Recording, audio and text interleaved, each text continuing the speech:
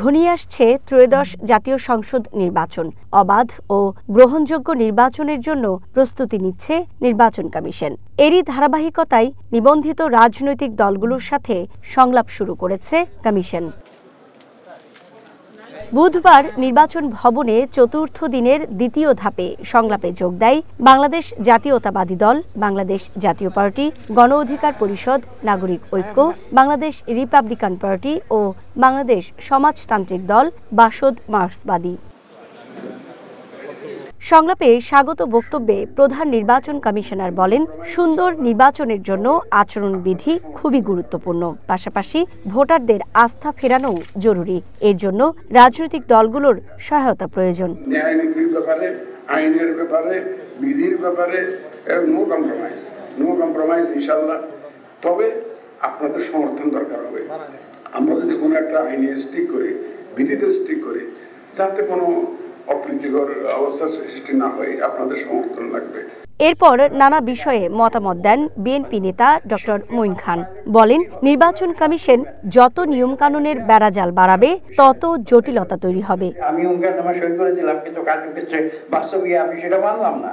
তো তখন তো আপনারা সেই অঙ্গীকারনামা, আমাদের সঙ্গে ব্যারিস্টার সাহেব আছেন, তিনি আইনের বিষয়গুলো বলবেন হয়তো, সেই অঙ্গীকারনামা ভায়োলেট করলে কি হবে, কিভাবে শাস্তি দিবেন। তো এইটা তো একটা বিরাট বিষয়। নিয়ম কানুনের বেড়াজাল যত বাড়াবেন তত জিনিসগুলো কমপ্লিকেটেড হয়ে যাবে। আপনারা কিপ দিস থিং সিম্পল। আর আপনারা মানুষকে আপনার মোটিভেট করেন, এটা আমি সবচেয়ে গুরুত্বপূর্ণ মনে করি। মানুষকে মোটিভেট করেন that we become law abiding citizens.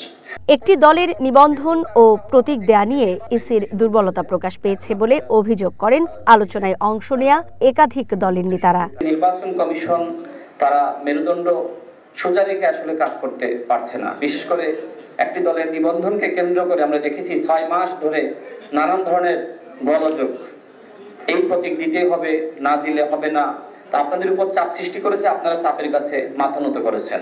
বর্তমান কমিশন খুবই বেশি দুর্বল এবং এক শাপলা প্রতীকের সমাধান করতে গিয়ে ত্রয়োদশ জাতীয় সংসদ নির্বাচনকে সামনে রেখে নিবন্ধন আবেদন এখনো সনদ দিয়ে নিষ্পত্তি করতে পারেনি। কালো টাকা, অবৈধ অস্ত্র ঠেকাতে ইসির শক্তিশালী ভূমিকা চান তারা। ভোট কেন্দ্রে সিসি ক্যামেরা স্থাপনের তাগিদ ছিল তাদের। যারা ঋণ খেলাপি এবং যাদের নামে দুদকের মামলা আছে, টাকা পাচারের মামলা বা দুর্নীতির জন্য মামলা আছে, তাদেরকে নির্বাচনে প্রার্থী হওয়ার জন্য অযোগ্য ঘোষণা করার দাবি আমরা জানাচ্ছি।